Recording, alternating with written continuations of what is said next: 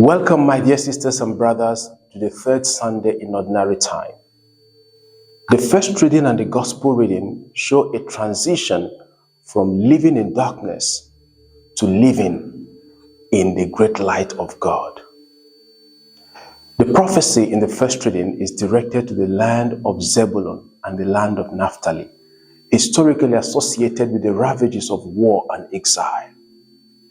On them who lived in deep darkness, a light has dawned, an era of immense joy.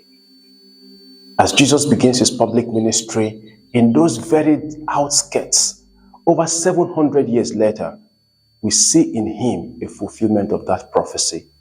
It is interesting to observe the ways of God, beginning his salvific ministry in a place that is almost written off and forgotten.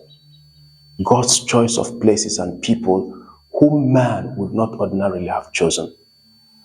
As part of his public ministry, Jesus proceeds to choose his first 4 disciples. Again, he chooses collaborators whom man would not ordinarily have chosen.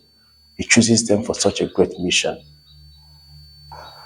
At once, these people abandon everything and commit to the ministry of Christ, of bringing light to the darkness of people's lives through proclaiming the good news of the kingdom and healing every disease and sickness among the people. First, Jesus wants to shed his light on the forgotten regions of our lives, the areas where the desire for good has often been defeated by the urge to sin. Secondly, he calls us to collaborate with him in bringing the light of the gospel to our brothers and sisters.